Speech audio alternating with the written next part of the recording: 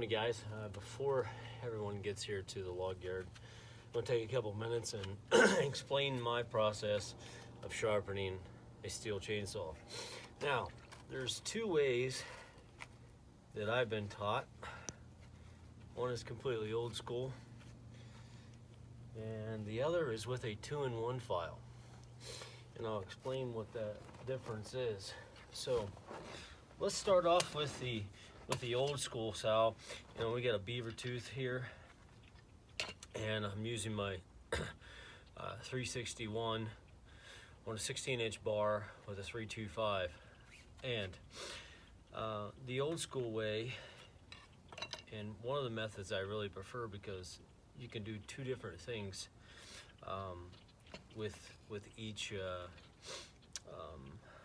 tool, the 2-in-1 and then the regular straight file. But each of them has their, if you will, purpose, and one you can do and one you can't. So let's start off with just a regular round file. With a round file, you want to go, and I usually try to keep mine roughly right around 30 degrees. I don't necessarily go by the marks that's on the chain itself for different purposes. For one, way we're brushing or cutting or just straight barring right into the log itself.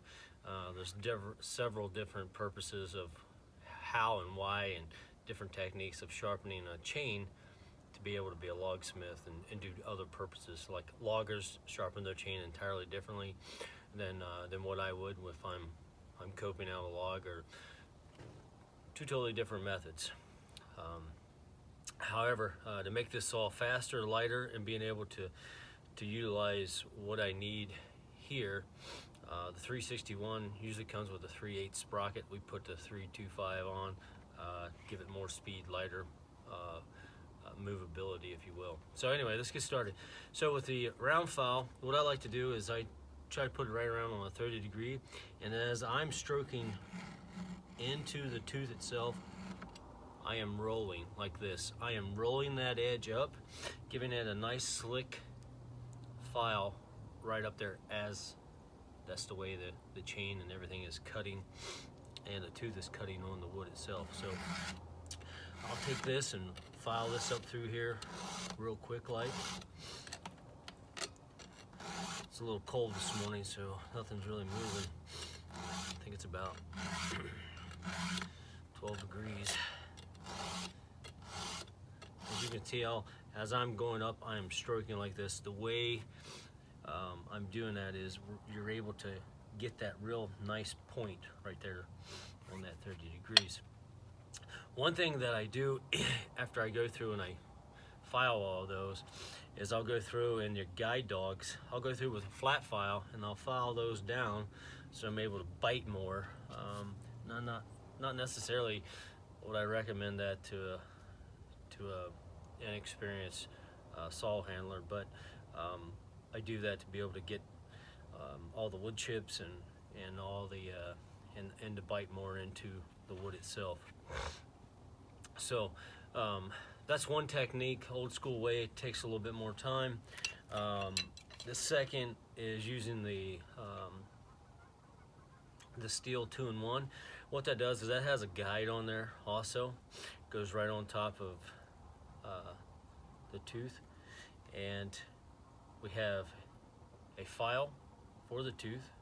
We have a flat file to cut the dogs down, and the only thing that you can't do is I can't get that circular motion that I like when I'm sharpening a saw, you know, by hand.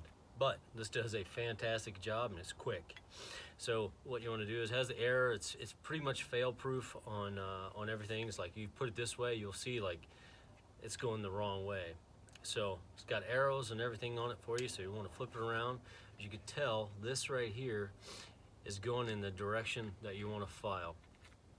And as I'm doing that, you lock in the tooth on your bottom file. Your flat file is hitting your dog. The guide is on another tooth, and you got a bottom guide that's on the tooth. So you have the perfect stroke every time. With the hand, it just takes practice. So what you want to do is you just want to go forward, and at the same time you can feel the tooth being sharpened and the guide on the dog being filed down as well. And you get that perfect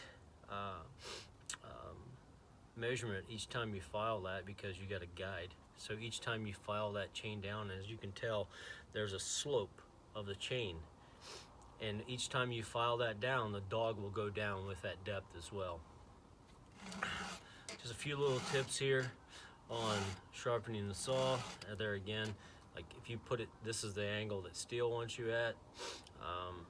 That's a less aggressive cut. I go off of that a little bit, like I say, around 30 degrees for what I'm doing. Anyhow, just a couple tips here real quick on sharpening the saw.